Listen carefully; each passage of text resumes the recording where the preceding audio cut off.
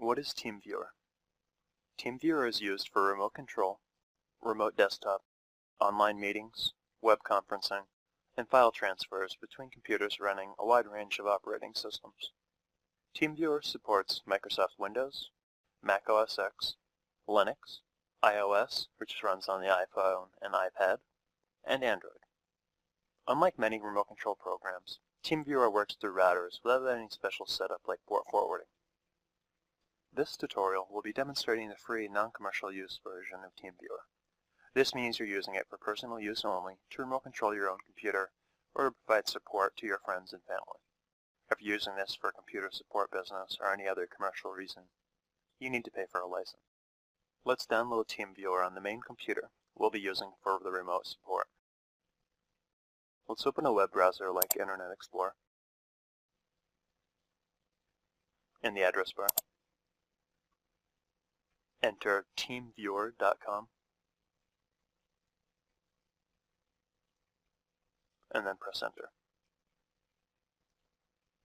On the TeamViewer homepage, click the download link.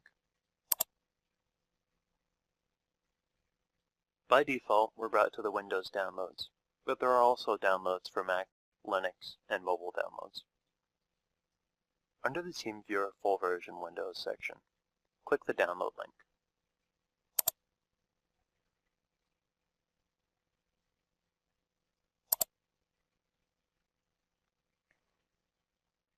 On the download information bar, click the Run button.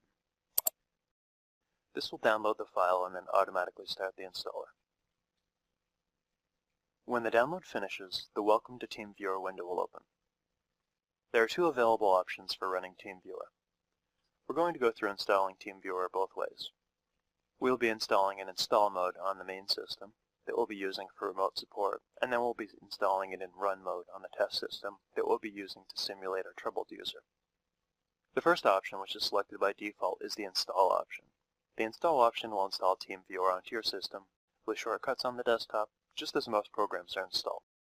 This is the option you'll want to select if you plan on using TeamViewer often to help others. The second option is Run. When you select Run, it does not install the application onto your system, but instead just extracts the files and runs them from memory. This is the option you select if you weren't using the application very often. This is the option you'd probably want the user you're trying to help select, and it will be easiest for them. First, let's go through installing TeamViewer on our main support system. On the Welcome to TeamViewer screen, we'll leave Install selected, and then click the Next button. We are next brought to the Environment screen. The only way to use TeamViewer for free is if you're using it for personal, non-commercial use. This just basically means that you're not using it for business. In this sort of scenario, you'd be using TeamViewer to help your mother, grandmother, friends, and anyone else for free. If you're using this for a computer support business or something else where you're making money from it, then this free license wouldn't apply, and you would need to select the company commercial user license. This license is not free and would cost money. So long as you meet the correct conditions, click to select the radio button next to Personal Non-Commercial Use, and then click the Next button. On the License Agreement screen, read the license agreement, click to select both options of I accept the terms of the license agreement, and I agree that I will only use TeamViewer for non-commercial and private use. And then click the Next button. And now opens the Choose Installation Type screen. This screen is asking us if we want to set up TeamViewer so that we can remotely access our computer when not at home. We're going to select No here, but we'll cover this in a future tutorial. Leave the No radio button selected, and then click the Finish button. Now before we can use TeamViewer, we need to install TeamViewer on the computer that we wish to remote control. This is going to be performed on the computer that you're trying to fix, as in your family or friend's computer. You can either walk them through this part by following along, or you can direct them to this portion of the video so that they can install it themselves. I'm going to be installing on, and using as a client, a virtual machine of Windows Vista running on my computer.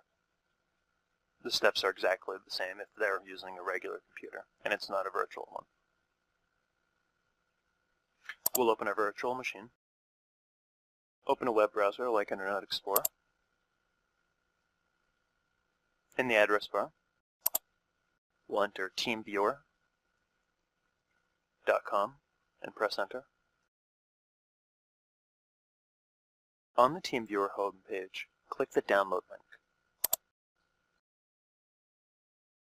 It defaults to the Windows downloads, but there's also downloads available for Mac, Linux, and mobile versions for Android, iPhone, and iPad devices. Under the TeamViewer Full Version Windows section, click the download link. On the File Download Security Warning window, click the Run button. This will download the file and then automatically start the installer. When the download finishes, you'll be asked again if you wish to run the file. Click the Run button. When the download finishes, the Welcome to TeamViewer window will open. This time, instead of installing the application like we do on our support system, we're going to install this in run mode on the system we wish to provide support for. If this is somebody you're going to constantly provide support for, you can install in install mode if you wish.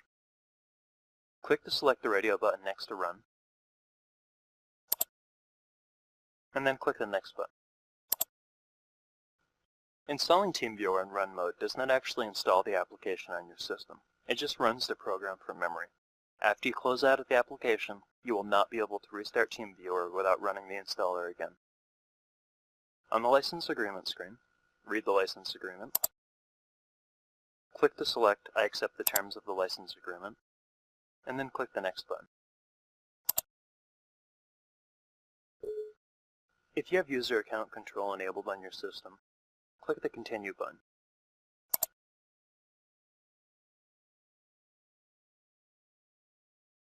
That's it for installing TeamViewer in run mode. The user requiring support will now be brought to the main TeamViewer application window. If we look under the Remote Control tab, under the Allow Remote Control section, we will see Your ID and Password. This is the login information to connect to this computer. After you help the user install TeamViewer, you need to have them give you the correct login information. If they are having a hard time reading the password, you can click on the Password Options button, and then select Create a New Random Password.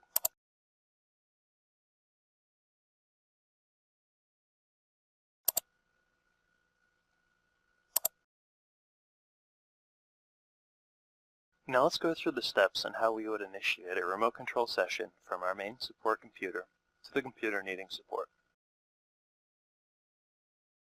We need to look under the remote control section. Under Partner ID, there's a field available where you enter the ID for the computer you want to control. Enter the ID you were given by the user. Looking underneath, we'll see that the radio button is selected by default for remote control. This allows us to remotely control the keyboard and mouse, and is what we're looking to do. There's also an option underneath this for file transfer. This should be used to just transfer a file, and not to be able to remote control the computer. With the partner ID correctly added, and the remote control radio button selected, click the Connect to Partner button. The TeamViewer authentication window will open, asking you to enter the password for the remote computer. Enter the password you were given by the remote user, and then click the Log On button.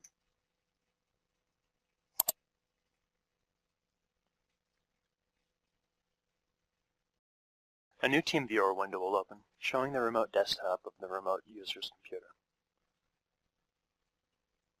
We'll see that in this new window, anything that I do will also happen on our main system.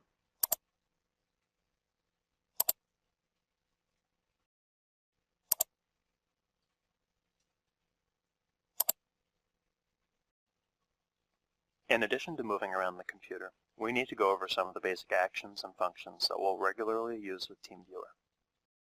If we look at the very top of the TeamViewer window, we'll see the TeamViewer toolbar. On the TeamViewer toolbar, we have the options needed to control our TeamViewer session. We are just going to go over the most common options here. The Close button shows up as an X on the far left of the toolbar.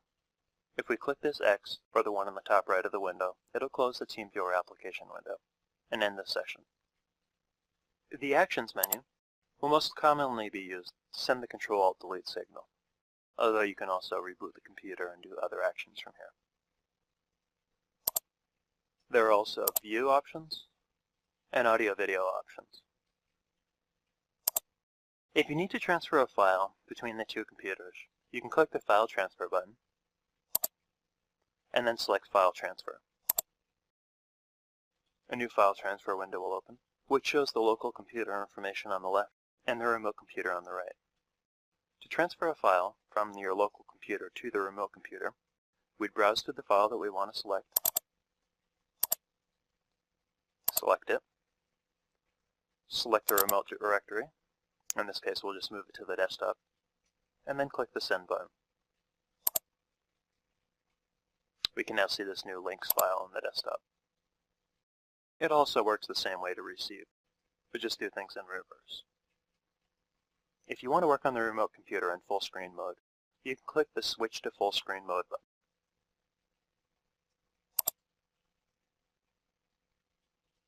Clicking the same button will return it back to windowed mode. Let's click the Close button to end our TeamViewer session. Both the user initiating the remote control session and the user that was being controlled will get a message stating that you're using the free sponsored version of TeamViewer. Again, this should only be used for personal, non-commercial use. Click the OK button. Once the remote control session is over, the users whose computer was remote controlled should click the X button to close out of the TeamViewer application.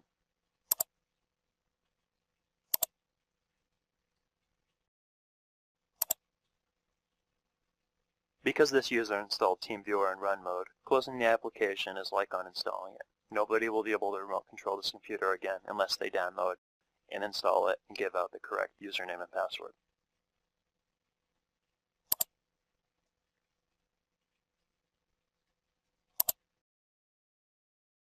You should now have the necessary information to be able to install TeamViewer on a local and a remote computer, and then how to initiate a remote control session between those two computers, including the screen as well as the mouse and keyboard.